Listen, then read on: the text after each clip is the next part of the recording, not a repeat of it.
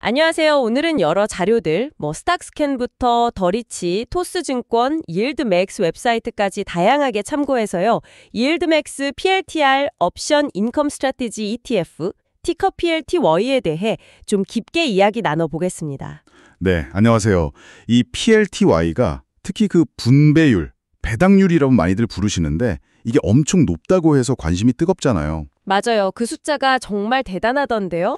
그래서 오늘 저희가 이 상품이 실제로 어떻게 굴러가는 건지, 수익 구조는 어떻고 또 혹시 숨어있는 위험은 없는지 여러분이 정말 궁금해하실 만한 핵심 정보만 쏙쏙 뽑아서 명확하게 알려드리려고 합니다. 좋습니다.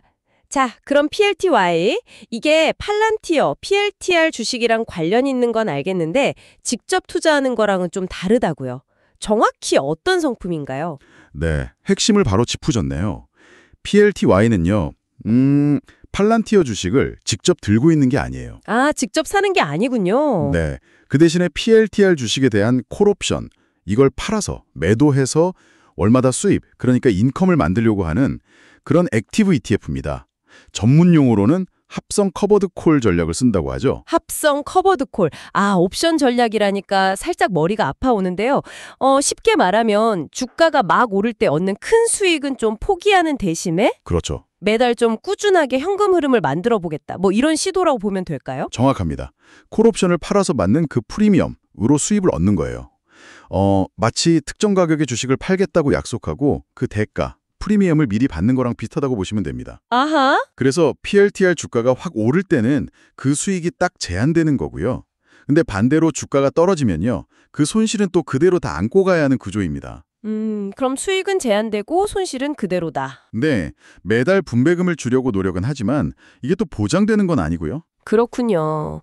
그 기초자산인 팔란티어는 피터 틸이 만들었고 빅데이터 분석으로 워낙 유명한 회사죠. CIA나 FBI랑도 일하고 최근에 주가 변동성이 상당히 컸던 걸로 기억하는데요. 맞습니다. 변동성이 크죠. 이 PLTI는 보니까 2024년 10월에 상장했고 운용 자산은 한 5억 2천만 달러 정도, 운용 보수는 0.99%. 꽤 높은 편이네요. 네, 부수가 좀 있죠. 근데 성과만 보면요, 작년 10월 상장 이후로 누적 수익률이 123% 정도, 2025년 5월 31일 기준 나왔어요. 상당히 인상적이죠? 와, 123%요? 대단한데요? 하지만 여기서 주의할 점이 있습니다. 이게 PLTR 주가 자체가 오른 거랑은 또 달라요.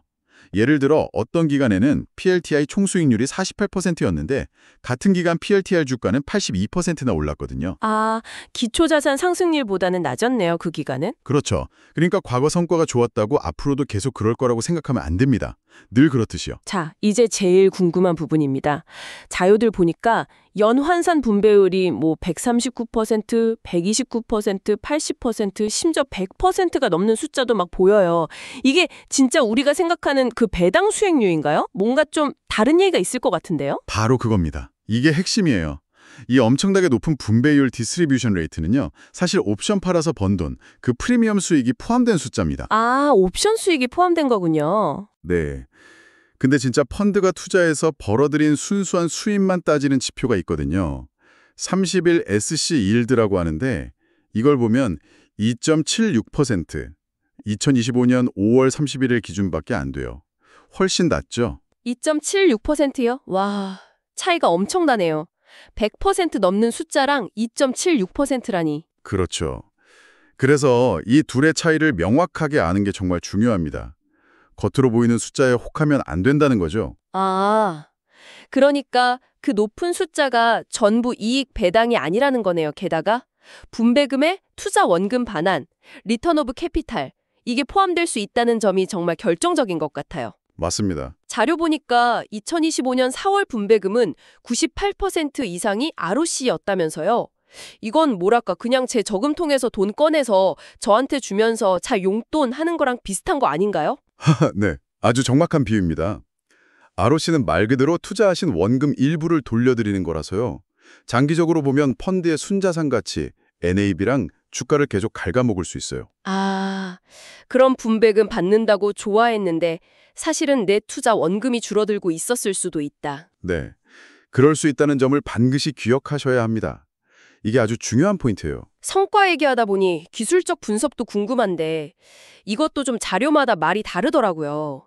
스탁스캔 보니까 오실레이터는 중립, MACD는 매도, 이동평균선은 또 매수 우위, 종합은 중립 아니면 매수인데 네, 그렇죠. 인베스트인컴 요약은 또 적극 매도라고 하고 좀 헷갈리는데요. 네, 맞아요. 기술적 지표들마저도 이렇게 신호가 엇갈린다는 건 그만큼 지금 PLTR 방향성에 대해서 분석가들 의견도 분분하다는 뜻입니다. 참고로 스탁스캔에서 12개월 목표 주가 0.00달러 나온 건 아마 데이터 오류일 가능성이 커 보이긴 합니다만.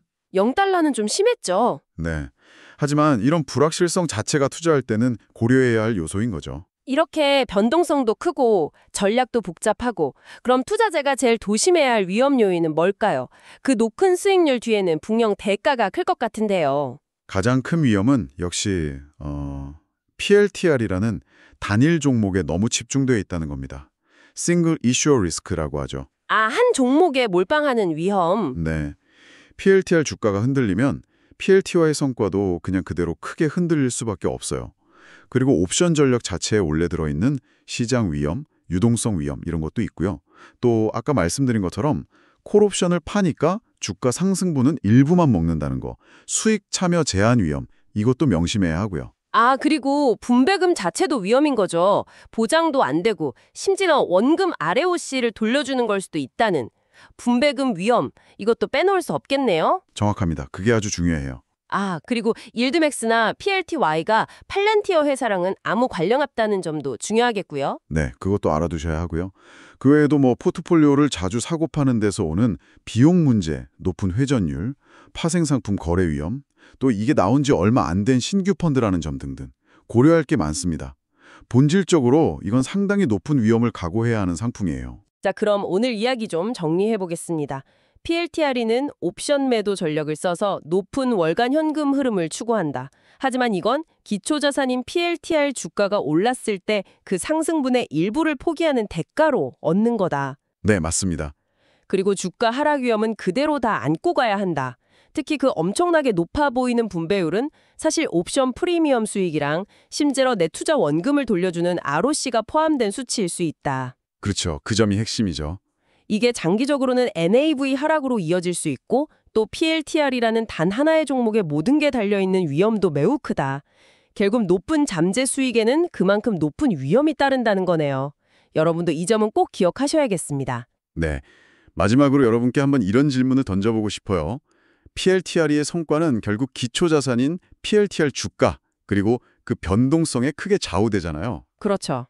그럼 앞으로 인공지능이나 빅데이터 산업에 대한 시장의 기대감이 만약 변한다면 이게 PLTR 주가와 변동성에는 또 어떤 영향을 미칠까요? 그리고 그 변화가 PLTR 투자자에게는 과연 또 다른 기회가 될지 아니면 우리가 예상치 못한 더 큰 위험으로 다가올지 한번 깊이 생각해 보시는 것도 좋지 않을까 싶습니다.